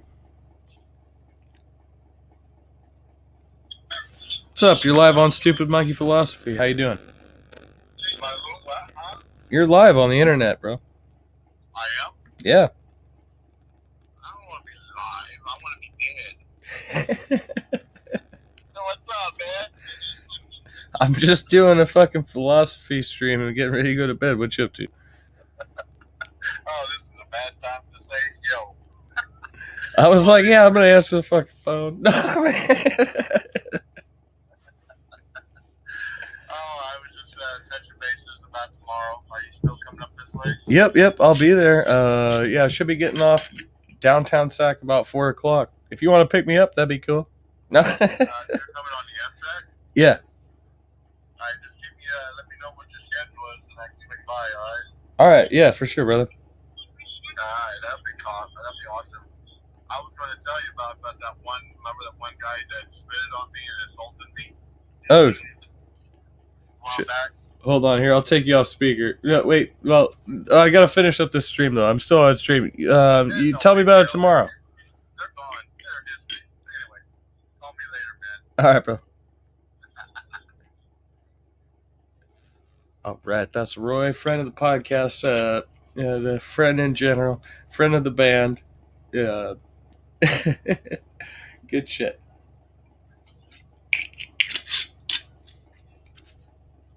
Yeah, I'm riding the train up to Sacramento tomorrow. Or wait, tomorrow? No, tomorrow is Sunday. Monday, I'm riding the train up to Sacramento. Tomorrow is still up in the air, but I'm doing 2 live broadcasts tomorrow, 9 a.m. and p.m. respectively. But I can hear about biology and go, that's interesting. I'd like to really learn that. So I can accept a guide that. Okay, but I can hear about religion, right? And decide, oh, that's interesting. I'd really like to learn that. But should I accept it as truth? Like, I accept biology as truth necessarily because it explains the physical world that I live in. It explains the conditions that I personally, right? Like, my biology explains much of my experience as a person. It explains my psychology. It explains the way that medicine works. Why does my medicine work? Because it comports with biology, physics, and chemistry. Right? Where does religion fit into that? I don't know. That guide can bring me through the wall that separates me between me and college. We can get funding and grants and whatever like that, and I can start going to college if my grades are good enough. And that guide brings me into college. A few things in the Bible that are true in reality. They are true in reality. And it's valid in that way because all true things are valid in reality. That's what makes them true, is that the reality exists. So I can say something like, no, I'm sorry, got a lag going on now, but I'm actually going to categorically deny that. All things which exist in reality are true. All things which are true exist in reality. False, right? I can make a false statement. The statement, therefore, exists in reality, yet it is false. Categorical error, right? Right? Yes. Right? I can make a false statement in reality. I can lie. That lie still exists in reality. So therefore, all things that exist in reality are not necessarily true. That's that. I mean, honestly, like, if you take that statement, so that's that. Again, that may not be what Richard necessarily meant by that, but that is what that statement entails. Yeah, I think the Christians look at it as historical to allegorical. I look at it as allegorical to predictive. Right. So this is going to be a key and fundamental difference to Richard's perspective on religion versus many people's. So Richard believes that most of the events in the Bible have not yet occurred. I'm not sure at which point he picks up. It's somewhere at Genesis or Exodus, but it's very early on in the Bible. I think Richard thinks we are still in the Old Testament necessarily. So it's a very different interpretation from what you're going to hear from most Christians or most any theist, really. So, and I think it's interesting. It's an interesting perspective. So I actually think they're looking at it kind of upside down because they think it has to be history when it's obviously not. I mean, there's entire towns and people and places that are made up whole cloth. They don't exist. They never did. I'm going to mispronounce the word Havel terribly, and I apologize to everyone, especially B.S. Lewis and Richard. But okay, the pillars of fire and Havel are about motivation and directly correlate to the concepts of heaven and hell. All right, we're going to get into some depth on this discussion. What do you think about B.S. Lewis's comment here? The pillars of fire and Hevel, is that Hevel, are about motivation and directly correlate to the concepts of heaven and hell? Pillars of fire and smoke, in the story of Exodus. I don't know what the word Havel means or Hevel. I don't know what that means. It could mean smoke. I don't know. Are about motivation and directly correlate to the concepts of heaven and hell. Once I heard him say it, I was like, oh, duh. Shit. I already said evil. I was like, that's so stupid. Havarl. Kabel Yeshalom. Smokey's life. Hell. I have to agree with BS on that. In that, we can right now be miserable or happy depending on how much reality we accept. Like a person who just obviously is denying reality all the time is maladjusted, and they need someone to take care of them. We call them crazy people, you know. And the more accepting of reality you are, the better adjusted you are to the actuality, and the more successful you are, and we call you sane, you know. Yeah, and going back to what you were kind of making an analogy to the college professor earlier, and I was Sure. that made me think of it, because with crazy people, it's you know. Well, good for me. I'm muted. Oh, shalom actually means peace. Sorry about that. Whatever I was saying. Go ahead. Crazy people are insane people are only insane with the correlation to sanity, right? If most people were not sane, Relative to. No, I said correlation. I say relativism. So, I'm actually going to commit a fallacy here.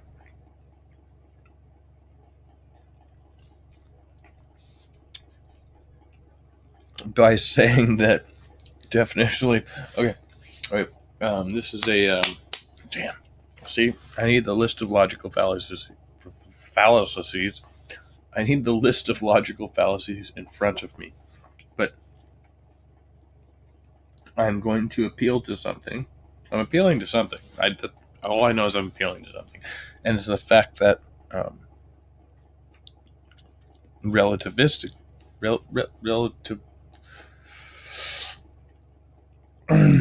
relatively speaking, the vast majority might be wrong, the minority might be right. Therefore, the insane might actually be sane, which is contradictory in terms. It's a contradiction in terms.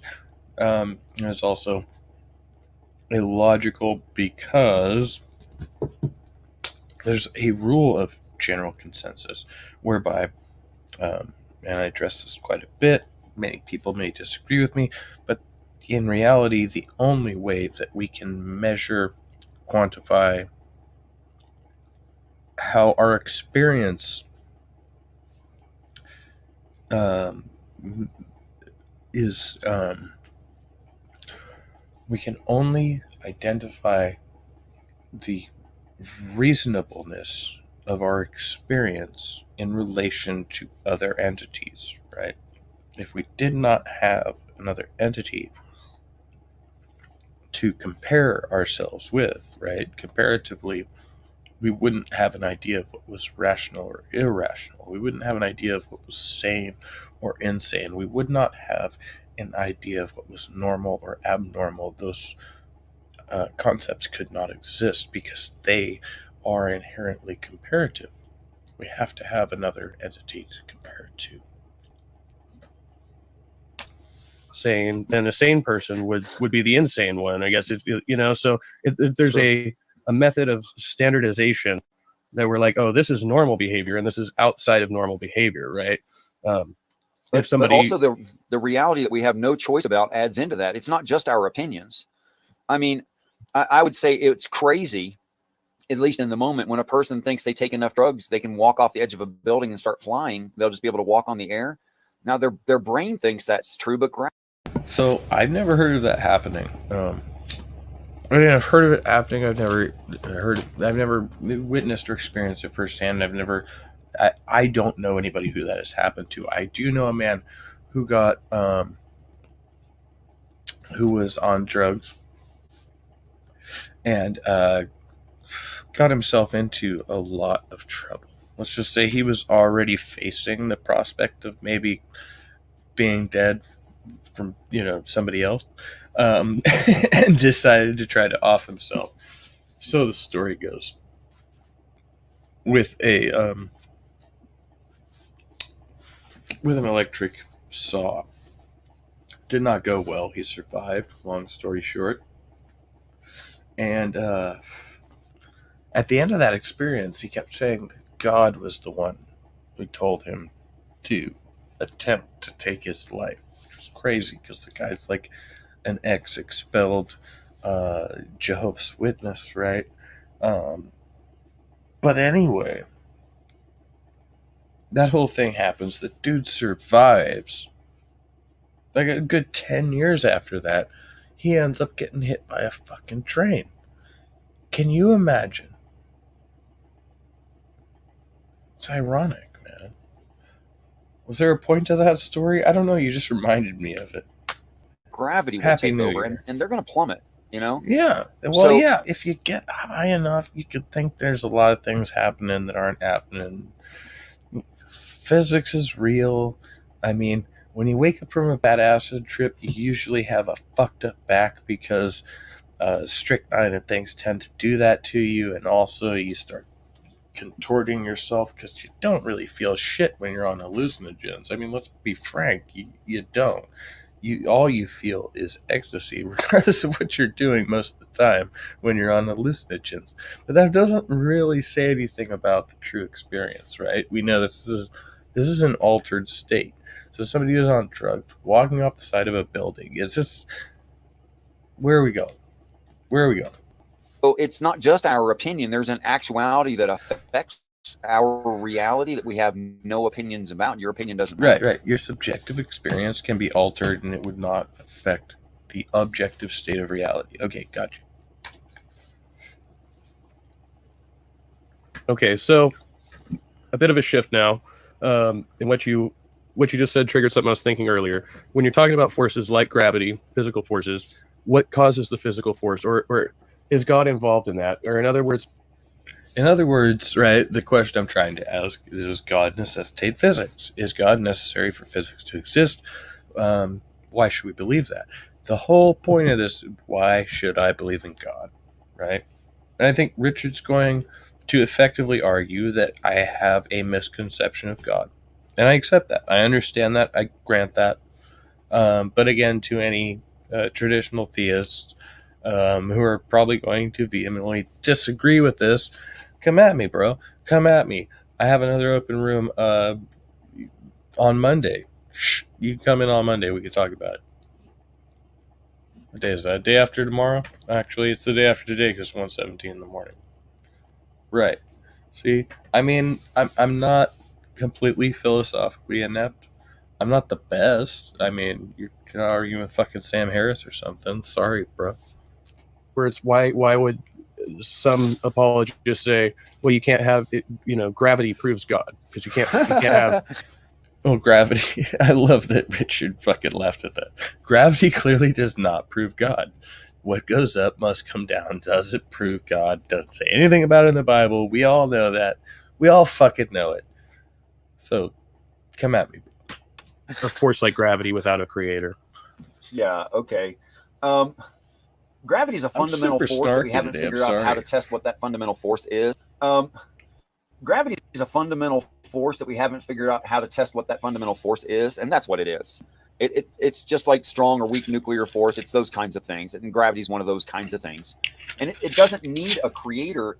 All it needs is energy in that's traveling. That's all you need is energy traveling, and that just naturally happens. What? No, wait. No, gravity is, I don't know, it's based on material. You don't just need energy traveling, you need material existence. You in order to have a force like gravity affected by energy, you must have a physical component, because gravity only acts on physical entities. Okay, but that's just my philosophical thing. And I'm you could call me a steady state universist. I think the Steady state universe. Steady state is constant. It's consistent. Is unchanging. Is unwavering. God's going to. Why do I keep calling you God? Oh my gosh, Richard is going. I'm sorry, Richard is not God, or maybe he is. I'm not sure. But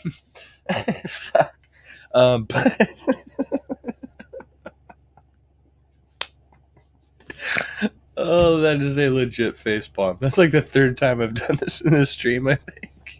Which proves that I am delirious and tired, as well as slightly inebriated, but also having a sense of humor about things. Okay. Richard is going to claim, among other things, we're having a separate conversation in an email exchange too, which I'm going to review soon. Words, they exist. So I'm going to review this soon. But Richard is claiming that the universe itself is in a constant state, a consistent state, and that God is in a constant or consistent state, which may or may not be disprovable scientifically, but we'll see about that. Like, I'm not the expert on that one. I've heard different theories about this, but there's a solid state means that the thing is unchanging throughout time. That's what we're talking about. The universe always has been and always will be, and I think the idea of the Big Bang may be true, but it also may be local. It might be a small pocket of outer space that we see expanding. So I'm going to ask the question, and what Richard seems to be referring to here is a multiverse theory. We're not going to get too deep into that, right? But if the Big Bang is a local occurrence, that means that our universe is caused, essentially, materially by a singular occurrence, which may have occurred elsewhere in space. Hence, there would be other universes, hence multiverse. You can't have this Big Bang without another Big Bang, right? And we think we have observed this. But I don't know if it can be proven. Because we already know that we can't see all of outer space because there's this wall they call the cosmic microwave background radiation, and we can't see past the wall, and we don't know what's out there, which is why you'll have terms like knowable universe and then universe, which are not. I don't know if that's an accurate term of cosmic microwave background radiation. I've heard a bit about this. Cosmic microwave background radiation is a unit by which we can measure certain aspects of cosmological events. I think I don't necessarily know. I think it has something to do with radio or some kind of waves. It has to do with waves, right? It's microwave background radio. Something having to do with waves. Not sure exactly how reliable that is necessarily, and it's not something I'm going to delve into too deeply. Just going to say that we're throwing a lot of terminology, a lot of jargon out here that's in the deeply philosophical construct, right? It's not forming a basis, a fundamental structure for a belief system, right? And so that's interesting but problematic in the context of the open room from a philosophical perspective. Again, not that I do love having conversations with Richard. I think this is all very fascinating, but I want to strictly adhere to philosophical principles here. They're not the same thing. We can only see so much of it. Well, if you can only see so much of it, how big is it? Well, we have no idea. Are we looking at 50% of the universe or 1/1 billionth of the universe? Which is it? And even if it was 50% of the universe, is that a good sample? I don't think 50% is a good sample of something. And if it's 1/1 billionth of the universe, it's definitely not a good sample. So yeah, we see expansion and we see redshift and we see the cosmic microwave background radiation. That's all fine. What if that's not everywhere? And we can't tell. So do you think we could? Well, it's definitely probably not everywhere. I mean, maybe presume, and there's not a lot we can tell. We there's more knowledge we have yet to acquire than that which we know. We'll take a quick commercial break and then come back, because apparently I'm rounding the 2-hour mark in spite of my better judgment. Lockdown Records Records presents a Hip Hop Christmas. You'll get such classics as These Nuts Roasted on an Open Fire, A Sleigh Ride in My 64, Annie Up Bitch, It's Christmas, and many more. buy that shit, Get this 2 CD set. Shit, how long have I been muted?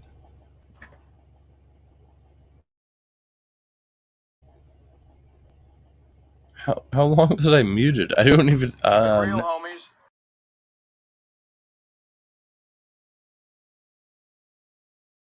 Am I muted now? Was I just muted because of the video? Oh, lag is killing me. I'm off camera. I don't. Well, this is the weather. It's obviously the weather. My frickin' thing. Hopefully, it's not this bad tomorrow. Because both of my guests tomorrow are on the East Coast, and that worries me. But anyway, I won't worry too much about it. We'll just continue and fuck it. Life goes on. Could potentially live inside of a multiverse. No, I don't even think the idea of a multiverse is necessary. It's just that we're in a stage of our evolution in science. Like, okay, people used to think we lived in a dome. We've expanded that dome out. We call it the knowable universe. It's just another dome. It's not the truth. It's just what we can perceive from where we are right now. And later we would perceive more, and we would say, well, that's not that knowable universe thing was a fallacy. Okay, I just have to clarify, just for anyone. I'm sure everyone in the side chat knows, but Richard is not a flat earther. The dome was just a. It made me think. Yeah. Well, I said it's fallacious. The dome was fallacious. Now we have knowable universe. I think that's fallacious. It's making too many assumptions. Okay. All right. Wait. So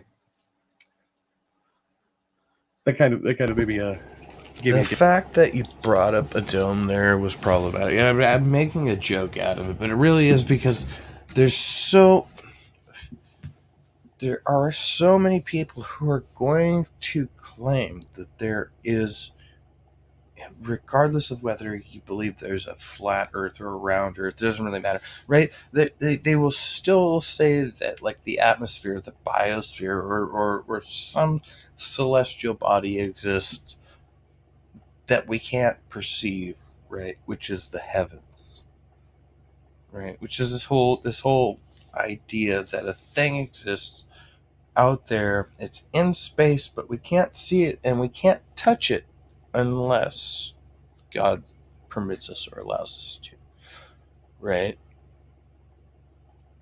And this is a problem within the orthodoxy. We can't see a place that is unseeable, right? We can't know what is unknowable. Right? This argument that, well, Richard's familiar with it. He brings quite a bit. The unknown unknown. You can't know what you don't know. Okay, cool, right? But we can see the celestial body around us, right? And it does not match the representation given in the Bible unless again, we have a very charitable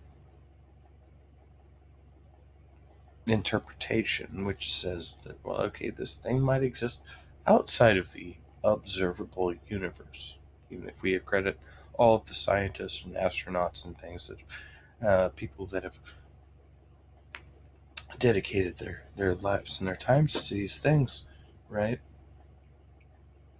We still have to give some degree of credit to the fact that there's some things that they have not observed that we cannot observe. Okay, cool.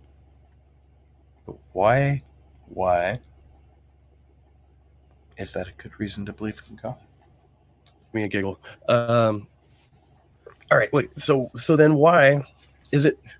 Do you think God requires my belief? This is going to be the important question. I think this is the most important question. Does God require me to believe? Right? Is it like, because in the Greek ethos, if people cease to believe in God, God ceased to exist, or God ceased to wield any power. At least maybe he exists, but he's just some impotent kind of pitiful creature who does nothing, right? He exists infinitely but has no purpose if nobody believes in him, which kind of seems like what would happen to this God. Why is it not the same concept? Why must I believe in God? Why is it necessary for my existence that I believe in this deity that came and reformed me? Or is this just like more knowledge I might attain? Okay. So there's a little bit of a Okay, there's a little bit of a charitability in that question, right? Because I asked, is this merely some further higher knowledge I might attain? I think I was pretty poignant in that part of the question, right? I don't think Richard is answering dishonestly. To be clear, I'm nitpicking this conversation. Obviously, I'm going on 2 minutes or I'm sorry, 2 hours long into 42 minutes of this discussion. So clearly, I'm just nitpicking this fucking to death, right? But okay, we'll give that. And I think Richard's going to answer honestly, but he doesn't hear the very clear part of that question where I'm asking, is this merely not an additional piece of knowledge I might attain? It is not necessary for me to have a fulfilling existence, right? And that's really the question. Why should I believe in God? Why will belief in God fulfill me? Or why is it necessary for me to have a fulfilled existence? If it is not, then why believe in God at all? a Christian assumption in there that I think you should drop. That this God thing creates stuff of its own will and power. And part of what it creates is what we experience, and we're dependent on that stuff that it created. Okay? Well, okay. Because we were discussing that earlier, it's extremely relevant, it's valid, but it doesn't address the question that I just asked. It addresses a lot of the conversation prior to this, but not the question that I just asked. Okay? I don't think that claim is anywhere in any story. Okay? And that Christians have blown up what is essentially terraforming of one planet into the creation of all things in all places. And I don't think that should be assumed. I know I can't justify that idea. But instead, what the Bible is describing, and other places too, is the human animal is a very certain animal. And it creates or necessitates in its nature certain things in reality. Like if an animal were non-emotional, right, it doesn't need emotional dictums. It doesn't need the emotional rules. It doesn't need morality because it's an amoral animal. But we're moral animals, so we have no choice that we need certain things, which is why a society of two people will lay down moral laws. When we have a serious adult personal relationship with someone, they'll start setting down moral law. They have to. There's really no option there. Even if the moral law is we're not going to have moral laws, that in itself is a moral law. So, because what the human animal is, we need wisdom, knowledge, counsel, understanding, fear, power, and conservation. We need those things. So it's not God making us, it's the animal that naturally occurred necessitates this God. That's what's being described in the Bible, and why there is no Yahweh until there is Adam. You look at the words, there is no Jehovah until Adam. You have to have Adam first. Everything before that is Elohim, which just means powerful beings. It doesn't even mean our God. So my primary... Okay. I think this is actually one of the most important parts of the conversation. Maybe I should flag 4444. Greetings and salutations to myself. Okay. No, this is probably one of the most important points of the conversation. So we're going to go back through it here. Oz is live. Shout out. What's up, Oz? We're still waiting to... I'm supposed to be over on the Tang Network soon. Maybe. Hopefully. I don't know. I'm not going to sit here and make claims. We've had some emails exchanged. I don't make claims to be on places I'm not. This is one powerful video. Your voice is... Voice is destroying the demons. Destroying the devils. Oh, whatever she said. I don't know. So, stupid monkey. Stupid monkey. Stupid monkey. Okay.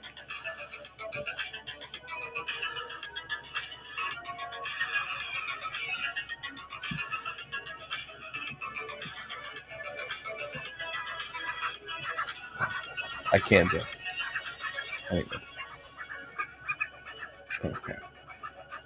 So let's go back and see what Richard just said there, because there's actually like several fascinating claims that Richard just made in a really people will lay down moral law. Yeah, it's kind of long-winded, but it is. It doesn't need morality relevant. because it's an amoral animal. But and I don't think that should be assumed. I know I can't justify that idea. Okay, here we but go. Instead, what the Bible is describing, and other places too, is the human animal is a very certain animal, and it creates or necessitates in its nature certain things in reality. Like if an animal were non-emotional, right, it doesn't need. Okay, I feel like it's just a slight lag between me and that. I feel like what Richard is describing here is a relationship in which God does, in fact, require the human animal. That is what Richard just said. And I think he's going to elaborate and confirm that further. God actually requires man.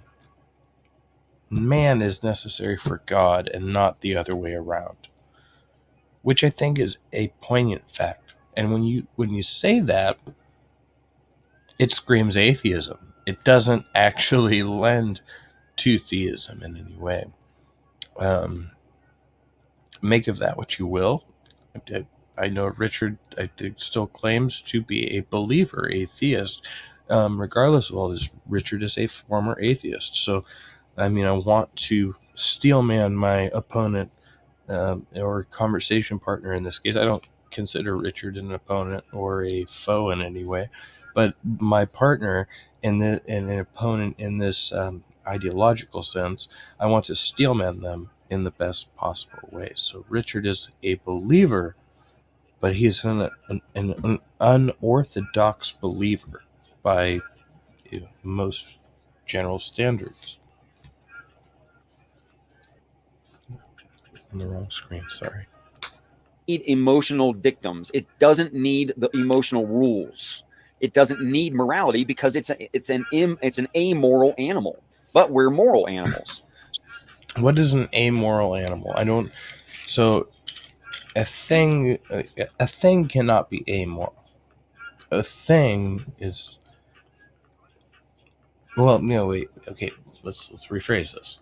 By definition, anything is amoral.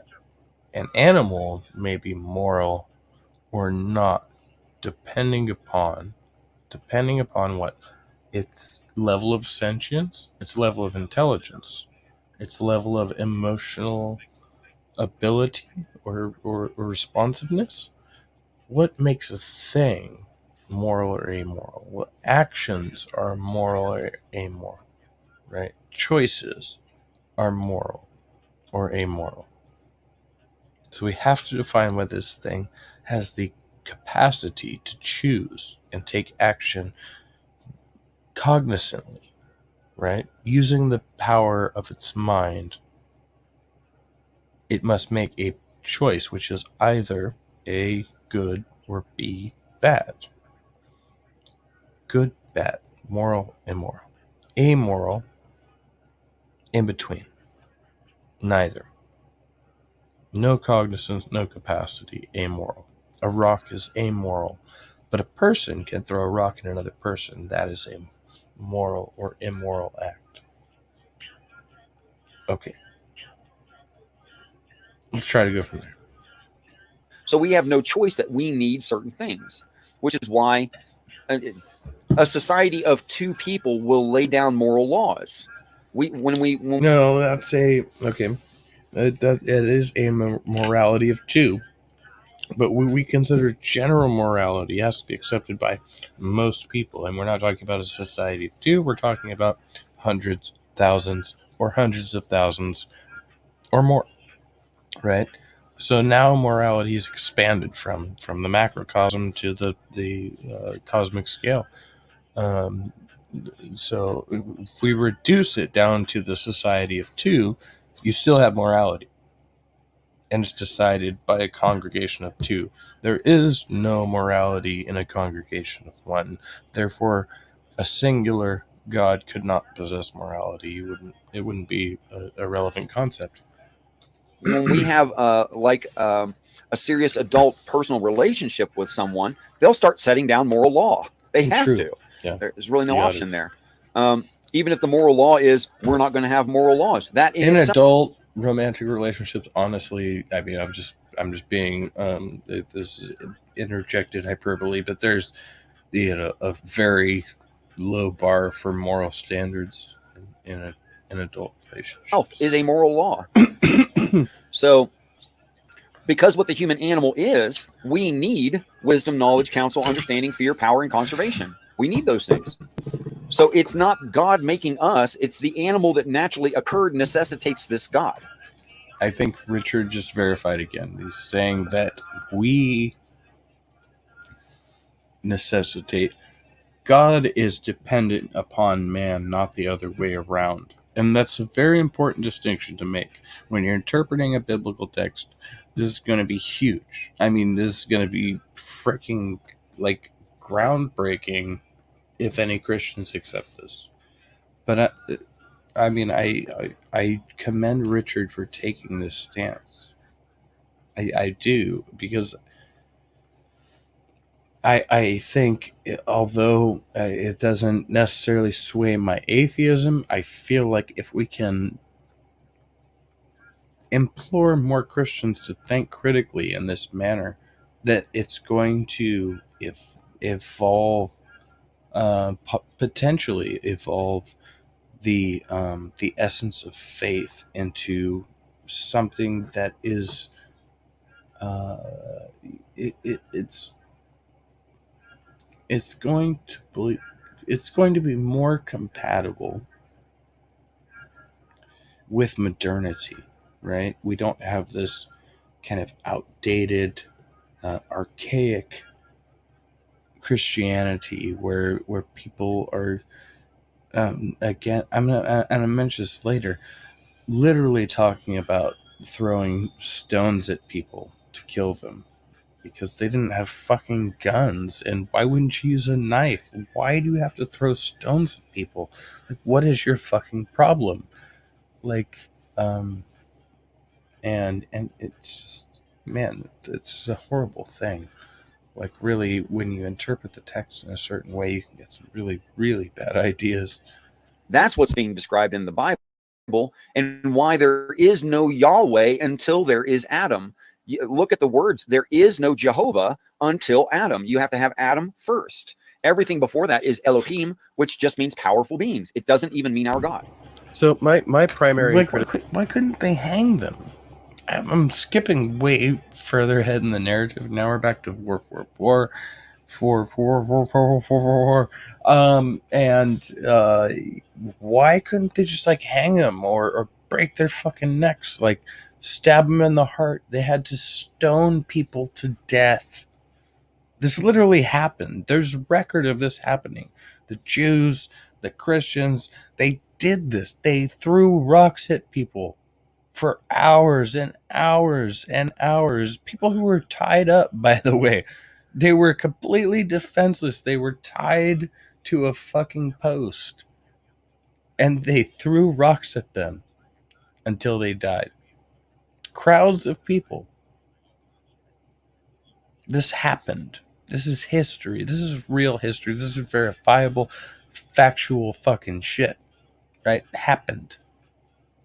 They tied people to a piece of wood and threw them in the lake or the ocean or wherever the fuck, right? They threw them in some water, tied to a piece of wood. And they were like, if they drown, then they're dead. And if they don't drown, then they're a witch and we're going to kill them anyway. and maybe it depended on the buoyancy of the piece of wood they strapped them to. This is what we got from religion. Let's just remind ourselves of this fact, right? But again, Richard is taking a very charitable interpretation of the Bible, and you and me, are being charitable towards Richard. Richard Madsen is a good person. I believe Richard Madsen is a good person. I don't know him personally, but I've talked to him at some length on YouTube before this video, and I expect to, in the future. I don't think Richard is a dishonest person. I try to be an honest person myself.